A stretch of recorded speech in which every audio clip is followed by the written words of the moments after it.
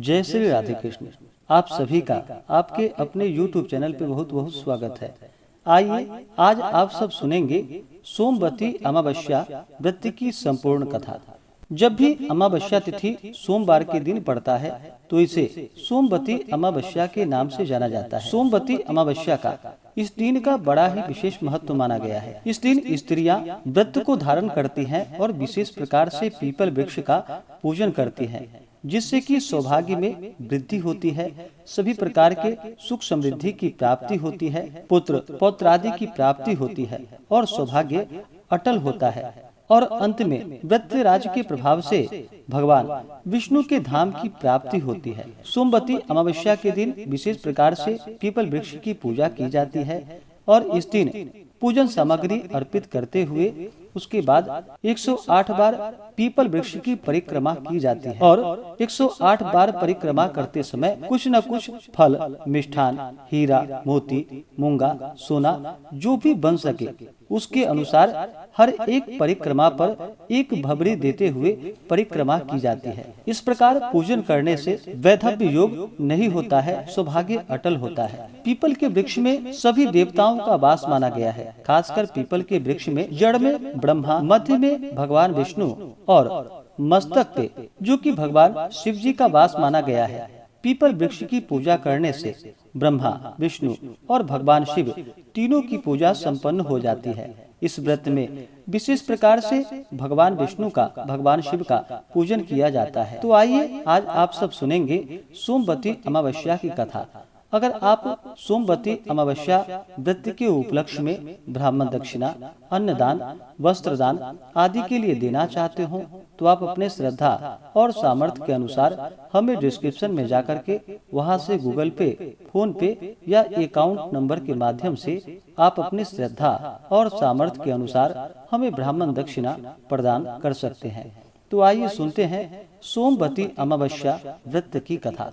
तो बोलिए प्रेम से भगवान विष्णु की जय, माता लक्ष्मी की जय, भगवान भोलेनाथ की जय, माता पार्वती की जय, पीपल देवता की जय, सर्व देवी देवता की जय। एक समय की बात है, एक बार सूत जी सरसैया पर लेटे हुए भीष्म पितामह के समीप जाकर धर्मात्मा युधिष्ठिर सबके हित के वचन बोले।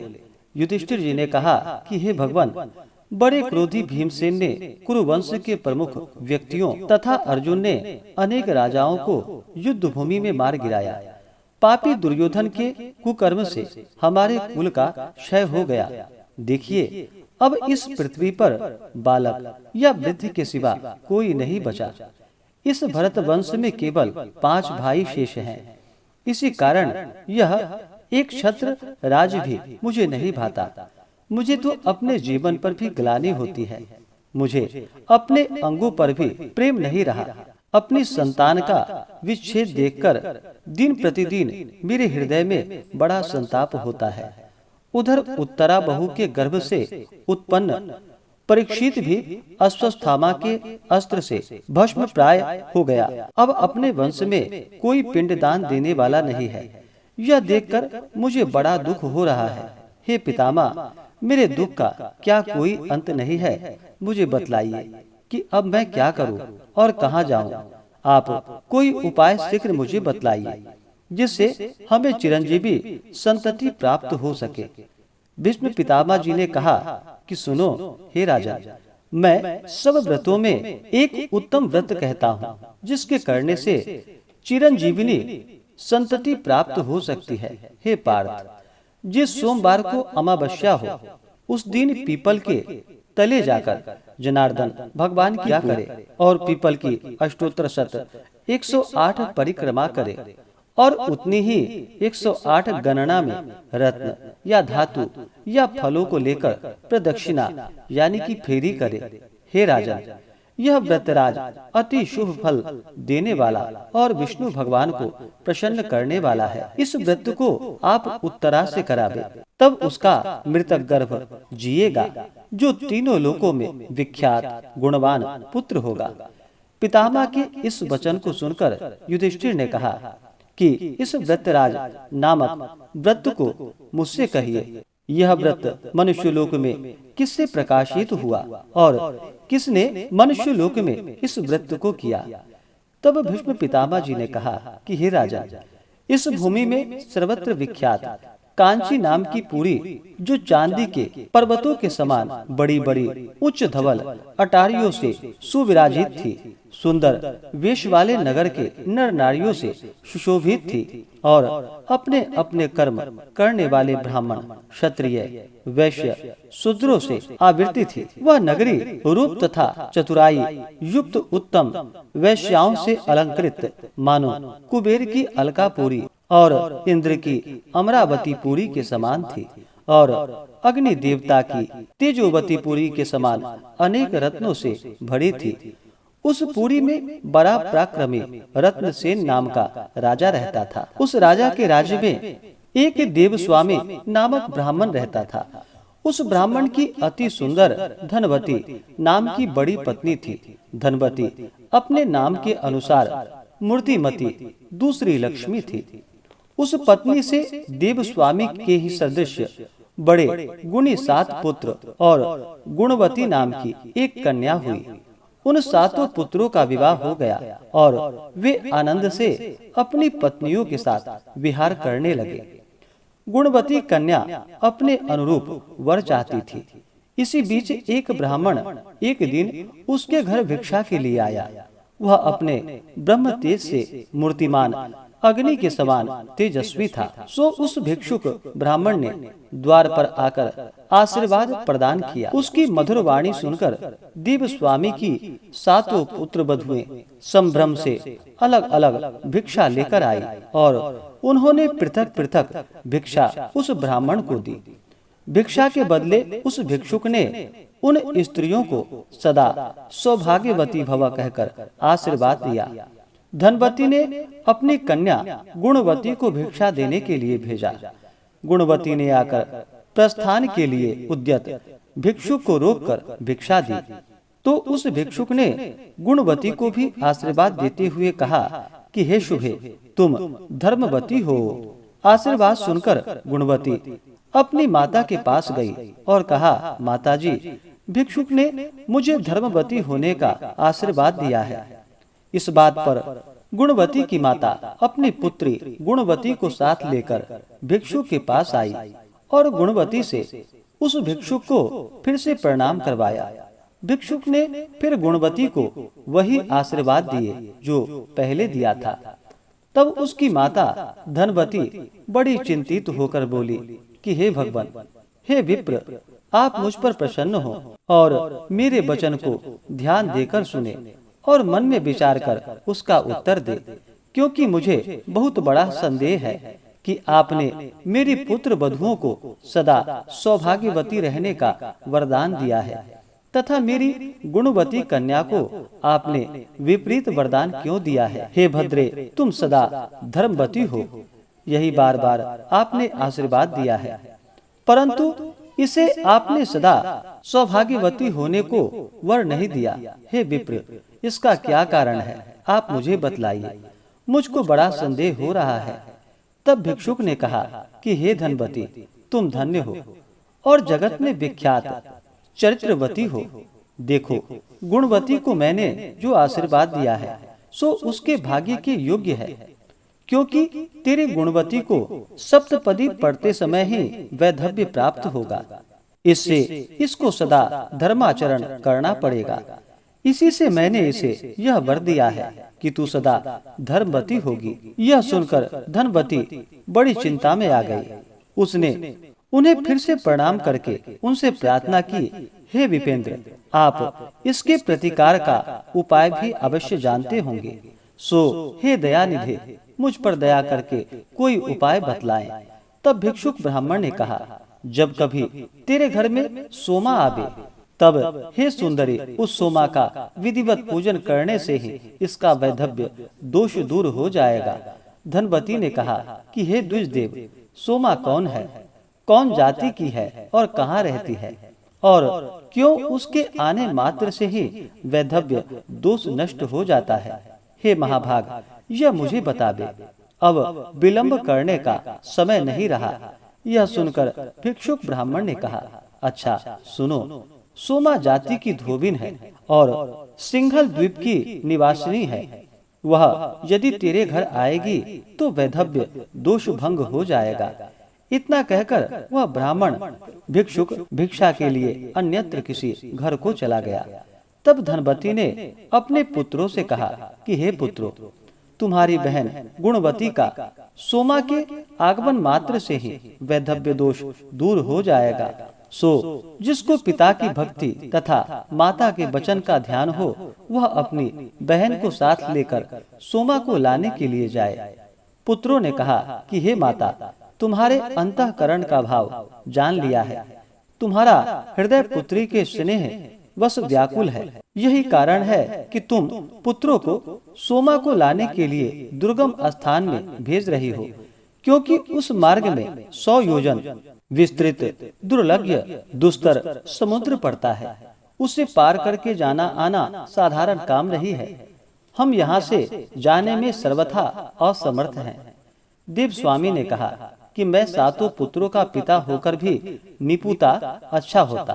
कोई मत जाओ, मैं स्वयं सिंघल द्वीप जाऊंगा और पुत्री का वैधव्य नाश करने वाली सोमा को जैसे बनेगा वैसे ले आऊंगा। कुपित पिता देव स्वामी के वचन सुनकर उस समय शिव स्वामी नाम के सबसे छोटे पुत्र ने कहा कि पिताजी, आप इस तरह कुपित ना हो और ऐसा वचन मत कहें।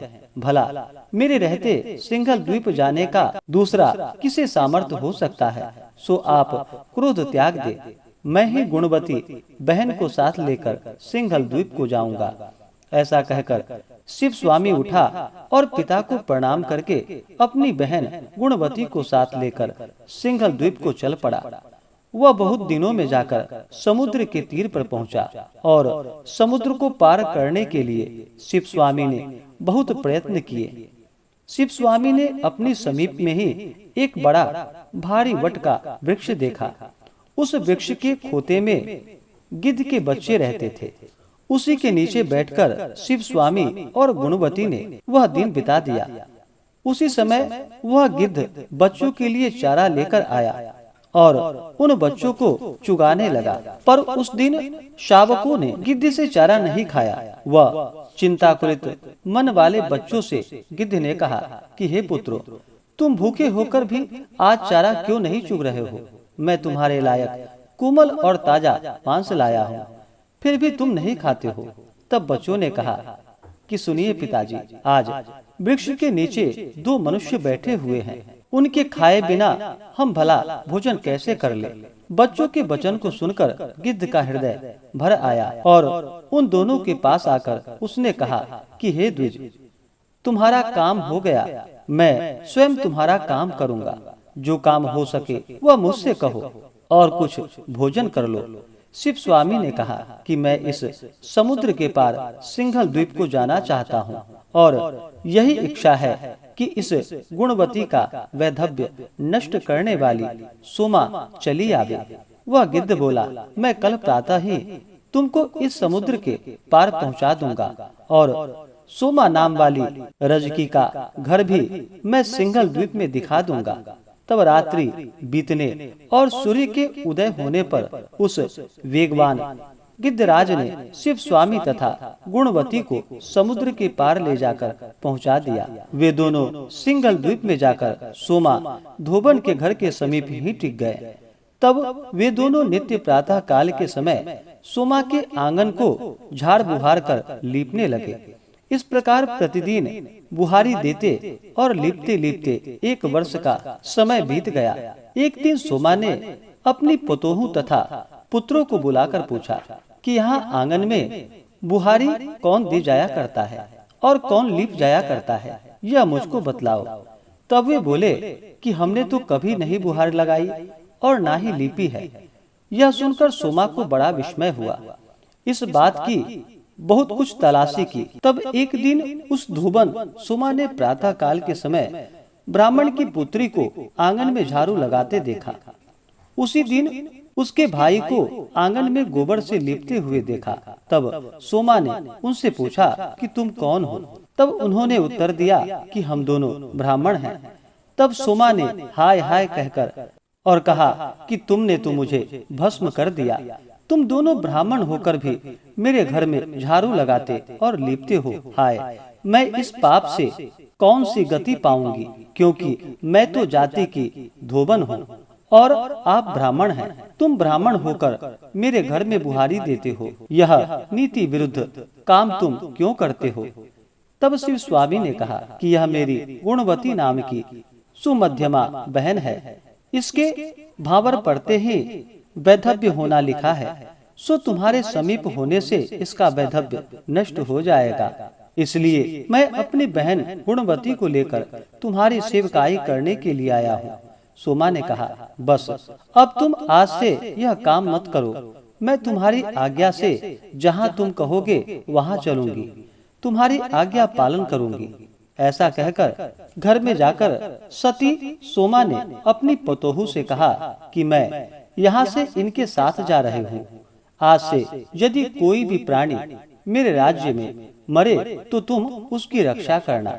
जब तक मैं न आऊं तब तक किसी के कहने से अग्नि में जलाना नहीं। तब उनकी पुत्र वधुओं ने अपनी सास की बात को अंगीकार कर लिया और सोमा वहाँ से चलकर महासागर के पास आई और उसने क्षण भर में समुद्र के पार पहुँचा दिया।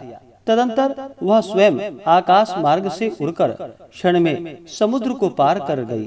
तब वे तीनों एक निमेष में कांचीपुरी में आ पहुँचे। तब धनवती ने सोमा को आई हुई देखकर प्रसन्न मन से उनकी पूजा की।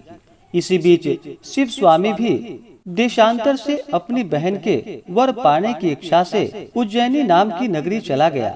वहाँ से देव शर्मा ब्राह्मण का पुत्र रुद्र शर्मा, जो कि बड़ा गुणी था, उसे अपनी बहन गुणवती के वर हेतु वर लाया। तब रजकी सोमा के समक्ष गुणवती का रुद्र शर्मा के साथ विवाह होने लगा। तब सुंदर नक्षत्र तथा सुंदर लग्न से देव स्वामी ने रुद्र शर्मा को अपनी कन्या दान कर दी। तदंतर जबकि विवाह मंत्रों से अग्नि में हवन किया जा रहा था, तो भावर पड़ते ही गुणवती का वह रुद्र शर्मा मर गया। यह दशा देखकर घर के सभी लोग रोने लगे, पर सोमा को कुछ आकुलता नहीं हुई और उन लोगों के रुदन से बड़ा ही कोलाहल मच गया। तत्काल उस सोमा रजकी ने गुणवती के लिए दत्तराज के पुण्य का संकल्प करके उसे दे दिया, जो कि अपमृत्यु का विनाशक था। उस व्रतराज के प्रभाव से रुद्र शर्मा तुरंत सोए हुए के समान जाग उठा। इस प्रकार उस विवाह कार्य को समाप्त कर तथा व्रतराज का उपदेश देकर उसने धनवती से आज्ञा मांगी। इस प्रकार सोमा धोबिन मरे हुए उस ब्राह्मण को जिलाकर हर्ष से पूर्ण मनोरथ होकर अपने घर को लौट गई। इसी बीच सोमा के घर में पहले उसके पुत्र मरे, बाद में उसका स्वामी मर गया और इसके पश्चात उसका दामाद स्वर्ग सिधार गया। सोमा के आने के बाद ही सोमवार युक्त अमावस्या तिथि आ पहुंची, जो मृत संजीवनी तिथि कहलाती है। इसी समय सोमा ने कहीं जल के समीप खड़ी एक वृद्ध स्त्री को देखा, जो रुई के बोझ से दबी जा रही थी और बड़ी दुखनी होकर बुरी तरह से रो रही थी। उस वृद्धा ने सोमा को देखकर कहा, बेटी, मेरे सिर पर से रुई के भार को उतार लो। मैं इसके बोझ से दबी जा रही हूँ और इसी से रोती हूँ। सोमा ने कहा कि हे वृद्धे, आज एक तो अमावस्या तिथि है, दूसरे सोमवार भी है, इसलिए आज के दिन मैं रुई नहीं छूऊंगी। मेरा आज के दिन का यह नियम है। उसी जगह एक मूलियों का बोझ लिए हुई अन्य स्त्री को भी सोमा ने देखा। सोमा को देखकर उस मूली वाली ने भी कहा कि मैं इनके बोझ से दब रही हूँ, तुम मेरा बोझ उतार दो और तनिक मेरे पास खड़ी हो जाओ, मैं तो तुम्हारे संग चलूंगी। सोमा ने कहा कि क्या तुमको नहीं मालूम कि आज सोमवती अमावस्या का दिन है? सो मैं आज के दिन मूल और तुल का सभी स्पर्श नहीं करती। इसके बाद पीपल के वृक्ष तले पहुँच और नदी के तट पर जा तीर्थ स्नान करके उसने शर्करा से विष्णु भगवान का पूजन किया। तदंतर उस बड़भागिनी ने 108 बार प्रदक्षिणा की। भीष्म पितामह कहते हैं, जब उसने शर्करा हाथ में लेकर अष्टोत्तर शत प्रदक्षिणा की, तभी उसके जामाता, पति तथा पुत्र सब जीवित हो उठे और वह नगर शोभा से परिपूर्ण हो गया और वह घर भी अपरिमित धन से भर गया। तब सोमा अपने घर को आई। उसने अब अपने भ्राता और पुत्र तथा दामाद को जीवित देखा और उन जाते हुए लोगों के पास आई तो उसने अपने को कृत्य माना। तब सब पुत्र वधुओं ने आकर उस तपस्विनी को प्रणाम किया और यह पूछने लगी कि हे देवी, तुम्हारे पति जामाता बांधव मर गए थे, तब सब कैसे और किस तरह जीवित हो उठे, यह हमें बतलाओ। तब सोमा बोली कि मैंने गुणवती को व्रतराज का पुण्य अर्पण किया था। उस पुण्य दान से इनकी आयु समाप्त हो गई थी, इसी से यह सब मर गए थे। फिर मैंने तूल को तथा मूल को जो नहीं छुआ, और हे पुत्र वधुओं, जो पीपल में विष्णु का पूजन करके शर्करा को हाथ में लेकर अष्टोत्तर शत यानी कि 108 बार प्रदक्षिणा की, इस पुण्य के प्रभाव से पति, जामाता तथा पुत्र फिर से जीवित हो उठे हैं। अब से तुम सब भी इस व्रतराज का विधान अवश्य करती रहो, इससे तुम लोगों को कभी भी वैधव्य प्राप्त नहीं होगा और सदा सौभाग्य बढ़ता रहेगा। यूँ कहकर सोमा ने सब पुत्र वधुओं से यह व्रत करवाया। तब अनेक भोगों को भोग कर वह अपने पति, पुत्रादि के साथ सबों से परिवृत्त होती हुई विष्णु लोक को जा पहुँची। हे पार्थ, यह मैंने विस्तार के साथ आपसे कहा है। युधिष्ठिर जी बोले कि हे महाराज, इस व्रत का महात्म्य तथा विधि विस्तार से कहिए कि यह व्रत किसे करना चाहिए। तब भीष्म पितामह बोले कि हे पार्थ, जब सोमवार युक्त अमावस्या हो, उस दिन का पुण्य काल देवों को भी दुर्लभ होता है। हे कुरुनंदन, उस दिन सवेरे व्रती जलाशय में जाकर मौन भाव से स्नान करे, फिर कौशेय अर्थात रेशमी वस्त्र पहने और व्रती पीपल वृक्ष के समीप जाकर उसकी जड़ में मंत्र सहित विष्णु भगवान का पूजन करे और पूजन में यह मंत्र पढ़े कि व्यक्त अव्यक्त रूप वाले, सृष्टि स्थिति तथा अंत करने वाले, आदि मध्य व अंत रहित विष्णु भगवान को नमस्कार है। यही विष्णु पूजा का मंत्र है। इस तरह पीत वस्त्र, अक्षत, विविध प्रकार के फल, पुष्प तथा अनेक प्रकार के भक्ष्य, भोज्य, लोह्य तथा चोष्य पदार्थों से गोविंद का पूजन करे। तदंतर पूर्वोक्त मंत्र से पीपल वृक्ष का पूजन करे और हाथ जोड़कर कहे कि हे अस्वस्थ, तुम अग्नि के आश्रय हो, गोविंद के उत्तम निवास हो, अतएव हे वृक्षराज, मेरे सब पापों को दूर कर दो, मैं आपको प्रणाम करता हूँ। फिर कहे कि हे देव, तुम जड़ से तो ब्रह्मा जी के और मध्य से विष्णु भगवान के और मस्तिष्क से शिव जी के स्वरूप हो। हे अस्वस्थ देव, मैं तुम्हें नमस्कार करता हूँ। यह प्रदक्षिणा का मंत्र है। इस तरह पूजा विधि संपन्न करके प्रदक्षिणा करे। फेरी में मोती, मोहर, मूंगा, हीरा, मणि और कोई भी चीज हो, उन्हें अष्टोत्तर शत यानी कि 108 संख्या को लेकर उनसे या किसी अन्य फल पुष्पादिकों द्वारा फेरी देवे अथवा उन्हें खाद्य सामग्री या अन्न से या घी से या चावलों से भरकर फेरी देवे, यानी उनको हाथ में लेकर पीपल की प्रदक्षिणा करते हुए फेरी देवे। जब तक अष्टोत्तर शत संख्या पूर्ण न हो जाए, यानी कि 108 बार पूर्ण न हो जाए, तब तक भ्रमण करते रहे। कुछ समर्पण की हुई चीजें हों, उन सबको गुरु के निमित्त निवेदित करावे। फिर सुवासिनियों का सोमा की प्रसन्नता के लिए पूजन करे और ब्राह्मणों को अन्न दान देकर मौन भाव से स्वयं भी भोजन करे। हे भूप, इस प्रकार मैंने व्रतराज की विधि आपसे कह सुनाई है, सो आप भी द्रौपदी, सुभद्रा और उत्तरा से इस व्रतराज को करवाइए। इस व्रतराज को करने से उत्तरा के गर्भ का मरा हुआ बालक फिर से जी उठेगा। तब युधिष्ठिर ने पूछा, जो स्त्री स्वल्प धन वाली तथा मोती, मोहर, रूपा आदि से रहित हो, उसे व्रतराज का फल कैसे प्राप्त होगा, यह आप मुझसे कहिए। तब भीष्म पितामह जी बोले कि हे राजन, फल, पुष्प, भक्ष्य तथा वस्त्रादिकों से ताम्र पात्र अथवा एक एक सुपारी भी प्रदक्षिणा की जा सकती है, तब भी व्रती को बराबर फल मिल जाता है। इसका प्रयोजन यह है कि पीपल की फेरी खाली नहीं होती है। हे नरेंद्र, इस व्रत को तथा विष्णु के पराक्रम को तुमने सुन लिया है। जो स्त्री पति, पुत्र तथा धन चाहती हो, वह अवश्य यह व्रत करे।